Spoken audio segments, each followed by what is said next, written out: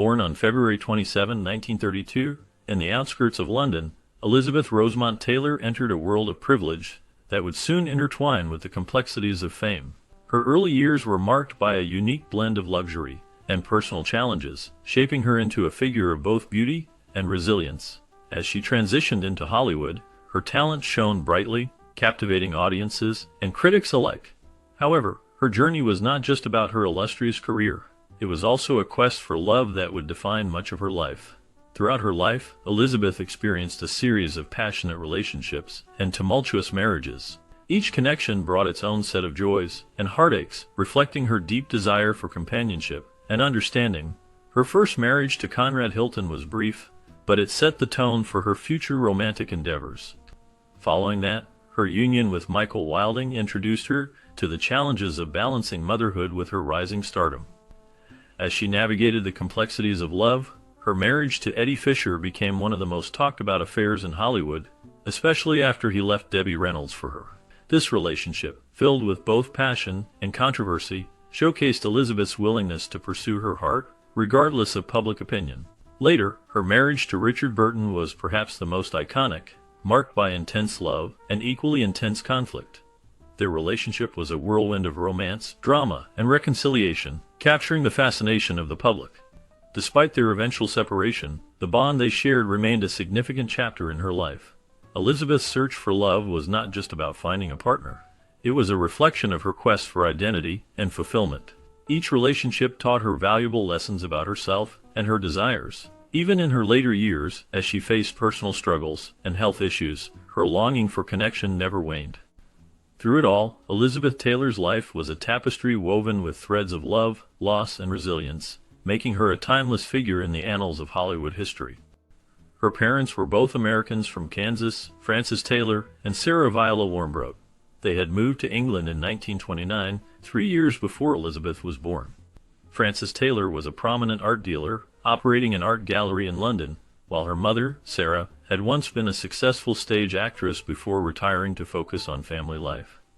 Their decision to settle in England gave Elizabeth a unique upbringing, one that combined the sophistication of British culture with the American values instilled by her parents. Growing up in an artistic environment, Elizabeth was surrounded by creativity and culture from an early age. The influence of her father's work in the art world and her mother's theatrical background shaped her understanding of performance and aesthetics. This rich cultural tapestry would later play a significant role in her own life and career as an actress. The blend of American and British influences provided her with a diverse perspective that would resonate throughout her performances, making her a beloved figure in cinema. The artistic legacy of her family not only nurtured her talents, but also instilled in her a deep appreciation for the arts, which she carried with her throughout her illustrious career. From birth, Elizabeth faced challenges as she was diagnosed with scoliosis, a curvature of the spine that would cause her significant pain and discomfort throughout her life. This condition was not just a minor setback. It was a constant struggle that would shadow her throughout her early years. Despite the physical hardships caused by her scoliosis, Elizabeth showed remarkable resilience. She learned to cope with her pain and discomfort, which would later be evident in her ability to navigate the many personal and professional challenges she would face in Hollywood. Her determination to succeed in the film industry was fueled by her experiences, and she often drew on her inner strength to overcome obstacles. Elizabeth's scoliosis was just the beginning of a series of health struggles, but it did not deter her from achieving greatness. Instead, it shaped her character and contributed to her fierce spirit. Her journey through pain and adversity became a testament to her strength, inspiring many who admired her talent and tenacity.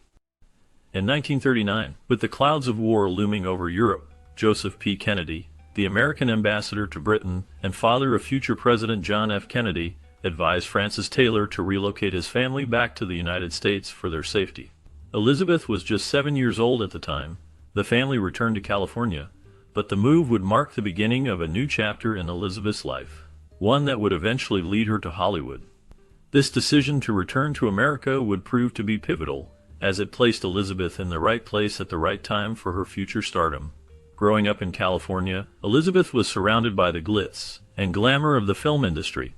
Her early experiences in the United States shaped her into the iconic actress she would become.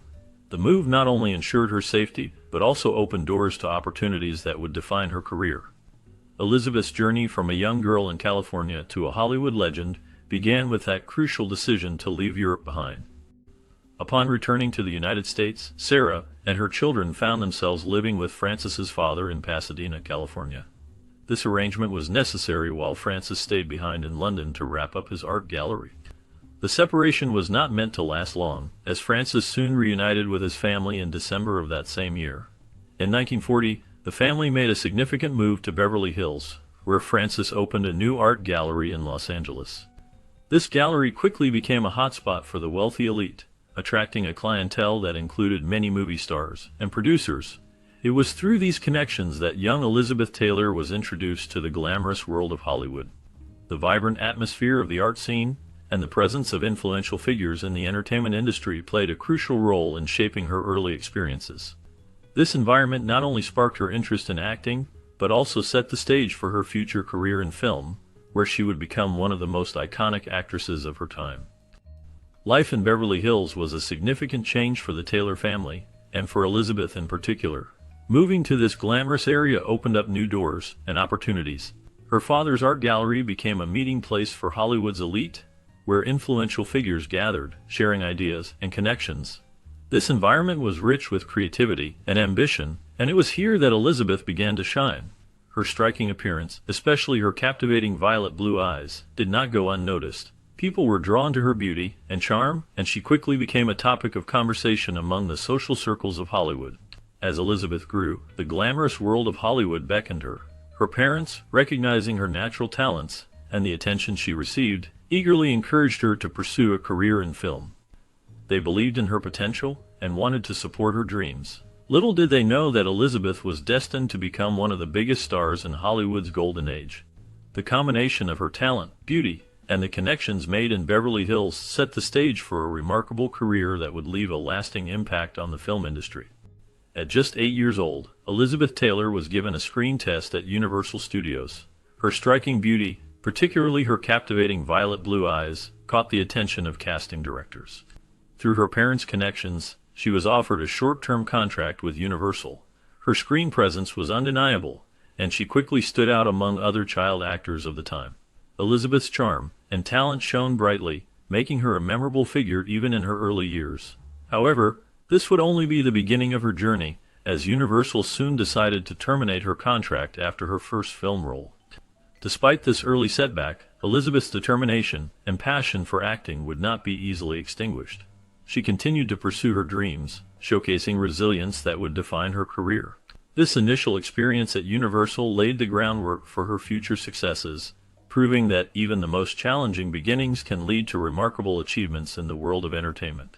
At the age of 10, Elizabeth Taylor made her first film appearance in There's One Born Every Minute in 1942. Her performance showed great promise, capturing the attention of audiences and critics alike.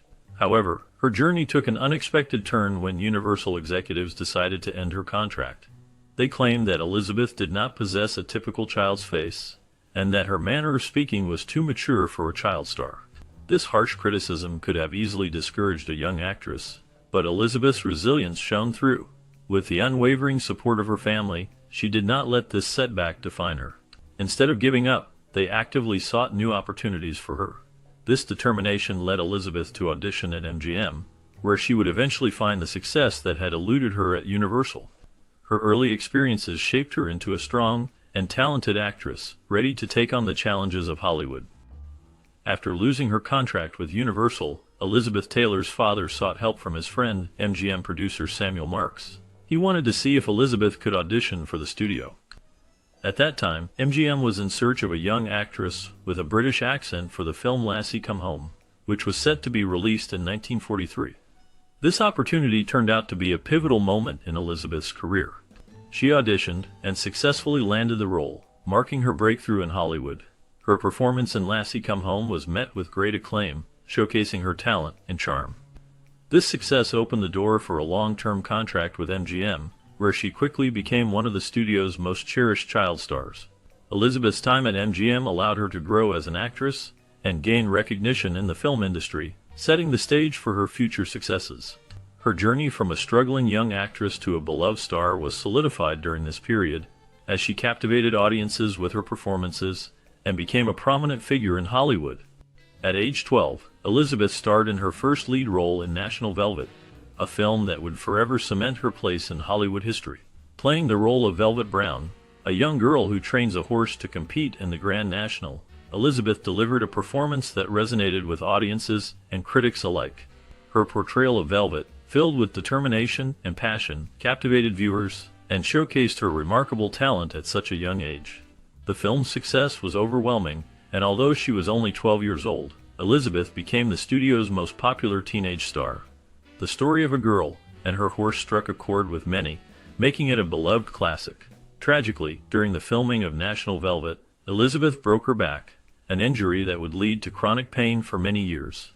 Despite this setback, her performance in the film remained a shining moment in her early career, setting the stage for her future as one of Hollywood's most iconic actresses. Despite the fame and success that National Velvet brought her, Elizabeth later revealed that she felt she had no real childhood. The strict filming schedule at MGM left her with little time for normal childhood activities. When she wasn't on set, she was attending school on the studio lot, practicing dance routines, or memorizing lines for her next film. This rigid structure deprived her of the freedom that most children enjoy. Elizabeth's early experiences in Hollywood were akin to working in a factory, as she described it. The demands of the film industry required her to grow up quickly, sacrificing the carefree moments that define childhood. She often felt isolated, surrounded by adults, and the pressures of performance. This environment instilled in her a strong work ethic and discipline, shaping her into a dedicated performer. Yet, the cost of her success was a childhood that was lost, leaving her to reflect on what could have been. The balance between her career and personal life was a constant struggle, influencing her later relationships and sense of self. By 1947, when Elizabeth Taylor was just 15 years old, MGM began to cultivate her image as a young woman. The studio recognized that she was maturing, both in her appearance and her acting ability, and they sought to transition her from child roles to more adult roles. Elizabeth's beauty was undeniable, and she quickly became a symbol of youthful glamour in Hollywood. Her striking features, including her violet eyes and dark hair, captivated audiences and made her a standout star. As she took on more mature roles, Elizabeth showcased her versatility as an actress, proving she could handle complex characters and emotional depth. This transition was not just about her looks. It was also about her growing talent. Elizabeth's performances began to resonate with a wider audience, and she quickly established herself as one of the most talented actresses of her generation. Her ability to adapt to the changing demands of the film industry allowed her to maintain a successful career that spanned decades. In 1950, Elizabeth Taylor, at just 18 years old, captured the public's attention when she married Conrad Nicky Hilton Jr., the heir to the Hilton Hotel empire. The wedding was a grand spectacle, meticulously planned by MGM, the studio that had made her a star, to create buzz around their leading lady.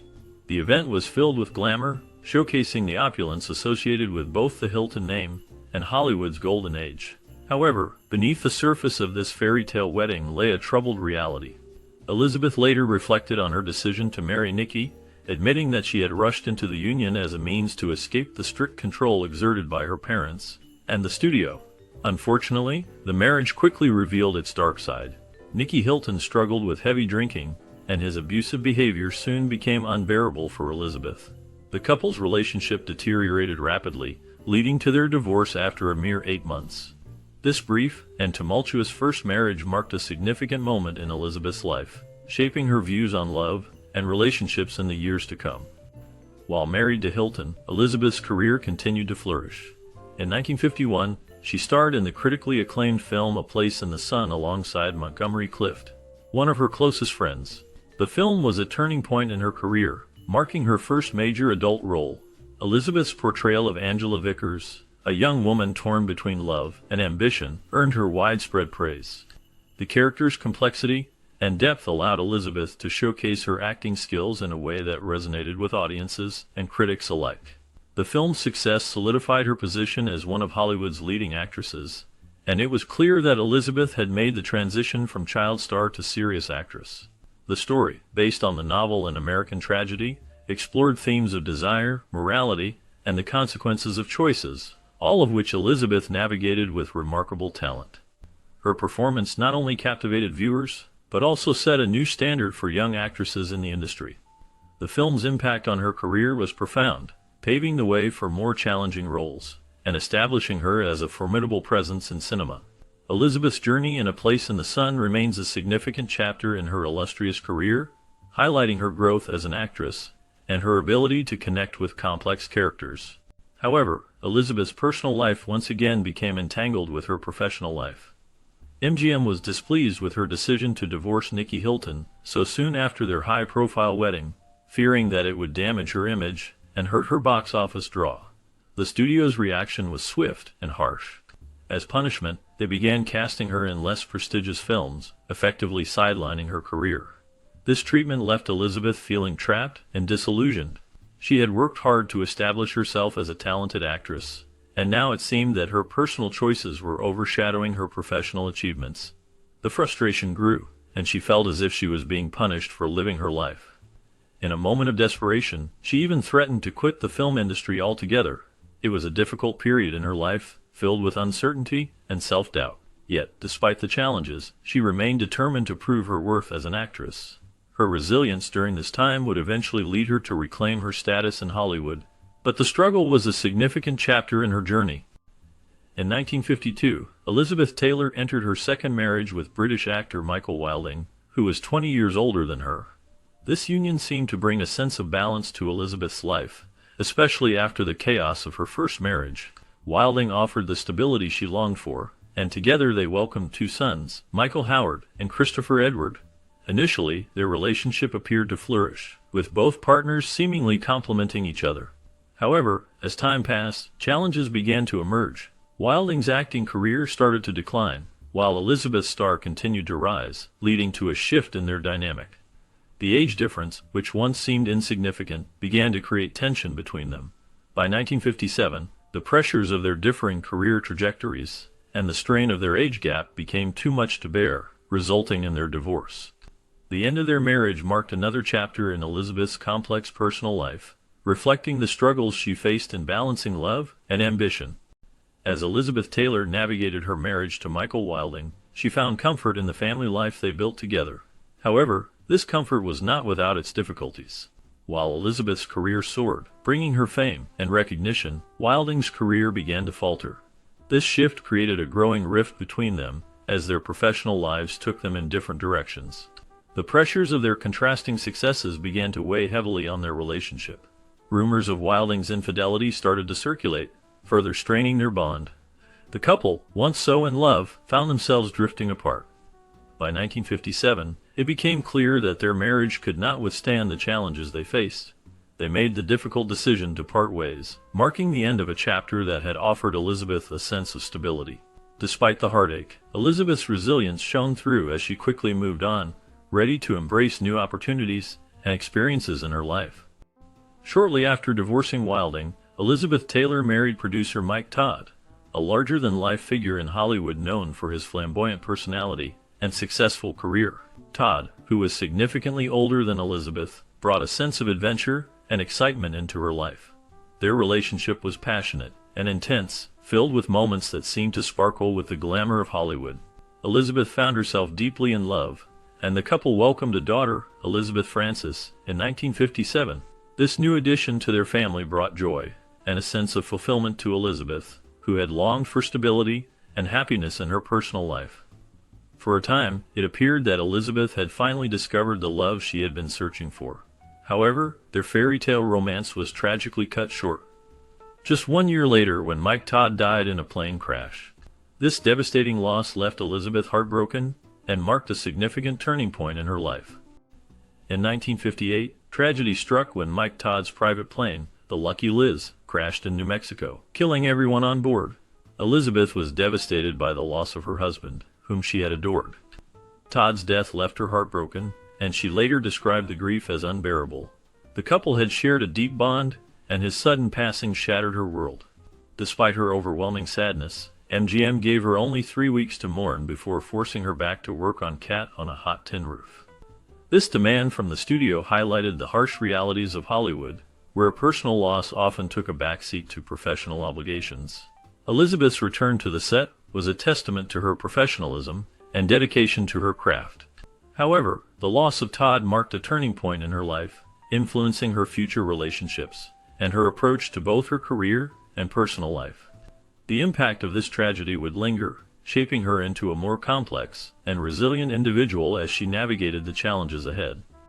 In the wake of Mike Todd's death, Elizabeth Taylor found solace in the arms of singer Eddie Fisher, who was one of Todd's closest friends.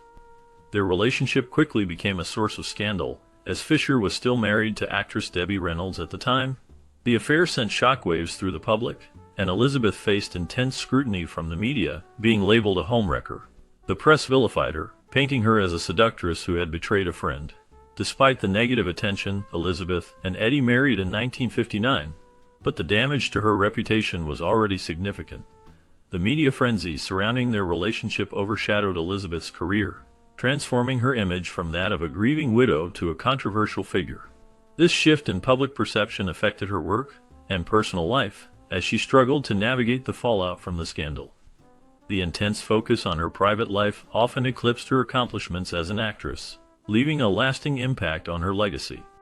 From the very beginning, Elizabeth's marriage to Eddie Fisher was surrounded by controversy.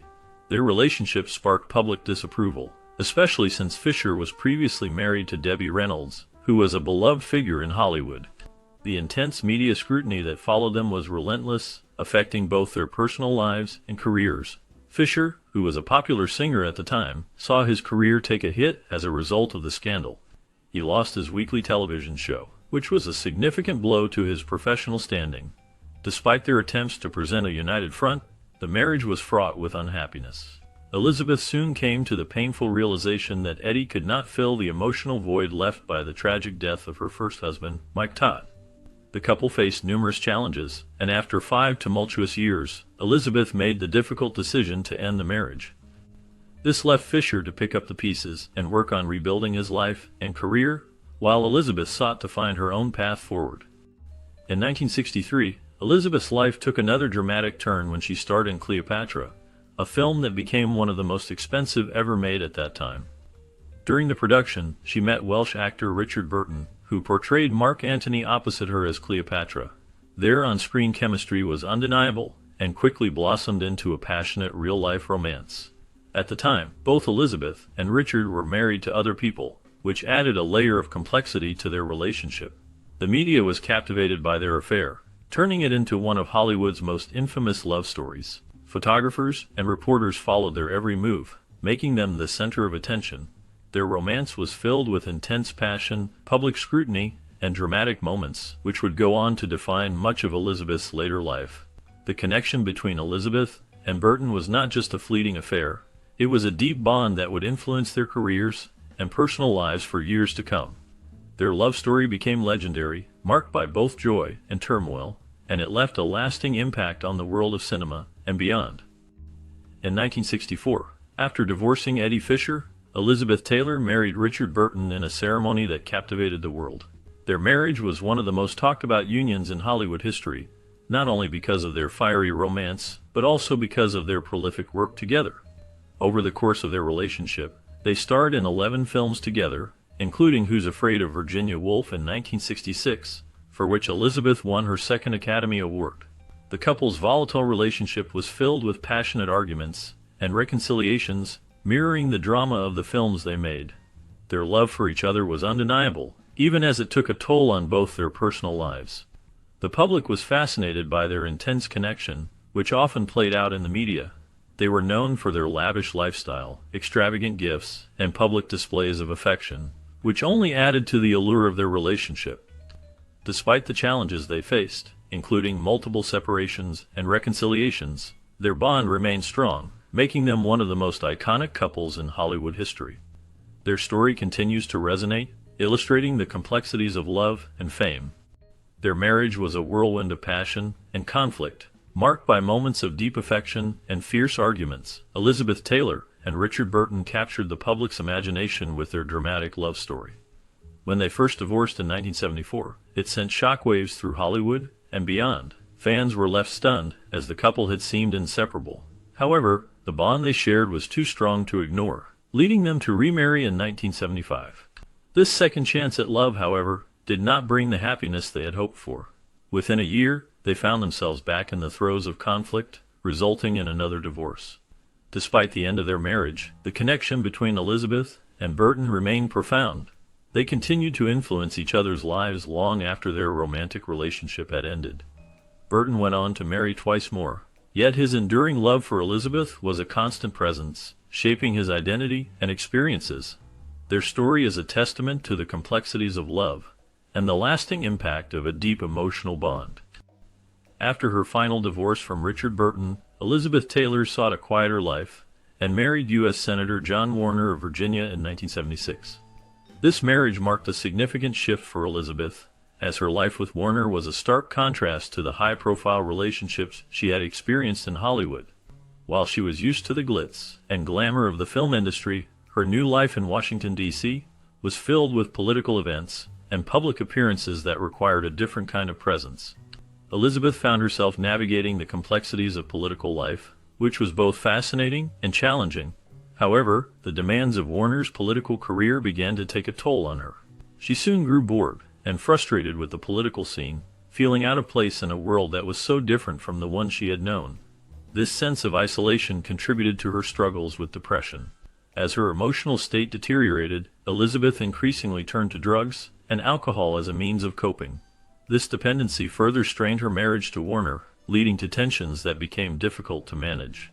Ultimately, the combination of her personal struggles and the pressures of political life led to their divorce in 1982. In the 1980s, Elizabeth Taylor found a new sense of purpose as she became one of the first celebrities to openly advocate for AIDS awareness and support. Her commitment to this cause was deeply personal, ignited by the diagnosis of her close friend, actor Rock Hudson, who publicly revealed he had AIDS in 1985. This revelation shocked the world and highlighted the urgent need for awareness and compassion regarding the disease. Elizabeth recognized the stigma surrounding AIDS and felt compelled to act. She used her fame to bring attention to the crisis, speaking out in public forums and participating in fundraising events. Her tireless efforts helped to educate the public about the disease and the importance of research and treatment. Elizabeth's work with the American Foundation for AIDS Research, known as AMFAR, and the establishment of the Elizabeth Taylor AIDS Foundation were pivotal in raising millions of dollars for AIDS research and support services. Through her advocacy, she not only honored her friend, but also became a beacon of hope for many affected by the disease. Her legacy as a humanitarian and advocate continues to inspire others to fight against stigma and support those living with HIV/AIDS. In 1991, Elizabeth Taylor entered into her eighth and final marriage with Larry Fortensky, a construction worker she met while receiving treatment at the Betty Ford Center. Their wedding was a grand affair held at Michael Jackson's Neverland Ranch, capturing the attention of the media and fans around the world. The couple's backgrounds were vastly different. Elizabeth was a legendary actress with a storied career, while Larry came from a more humble background. Despite their age difference and contrasting lifestyles, they found happiness together and enjoyed 5 years of marriage. Their relationship was marked by a sense of companionship and understanding that had eluded Elizabeth in her previous marriages. In 1996, they decided to part ways, but their separation was amicable. They remained friends even after the divorce, which was a testament to the bond they had formed. In her will, Elizabeth left Larry a significant sum of money, showing her continued care for him. This final chapter of Elizabeth's love life was notably more peaceful compared to the tumultuous relationships she had experienced earlier in her life. Throughout the final decades of her life, Elizabeth Taylor faced numerous health challenges that tested her resilience. She underwent 2 hip replacements, which were necessary due to the wear and tear on her body over the years. In addition to this, she dealt with a benign brain tumor that added to her struggles. Heart problems also became a significant concern, complicating her health further. In 2000, severe back pain led to her being confined to a wheelchair, yet her spirit remained unbroken. Despite these physical limitations, Elizabeth continued to shine brightly in the public eye. That same year, she received a prestigious honor from Queen Elizabeth II, who made her a Dame Commander of the British Empire. This recognition celebrated not only her remarkable contributions to film, but also her extensive charity work. Even as her health declined, Elizabeth made occasional public appearances, captivating audiences, and remaining a beloved figure in both Hollywood and philanthropic circles. Her legacy of strength and compassion continued to inspire many. Elizabeth Taylor's life was a remarkable journey filled with love and heartache. From her early days in London, she was surrounded by privilege, yet her path was not without challenges. As she became a Hollywood star, her talent captivated many, but her personal life often overshadowed her career. Her first marriage to Conrad Hilton was short-lived, but it set the stage for her future relationships. With Michael Wilding, she faced the struggle of balancing fame and motherhood. The affair with Eddie Fisher, who left Debbie Reynolds for her, was a scandal that highlighted her passion for love, regardless of the consequences. However, it was her tumultuous relationship with Richard Burton that truly defined her quest for love. Their intense romance was filled with both joy and conflict, capturing the public's imagination. Even as she faced health issues in her later years, her desire for connection remained strong. Each relationship taught her about herself, making her search for love a central theme in her life, reflecting her resilience and enduring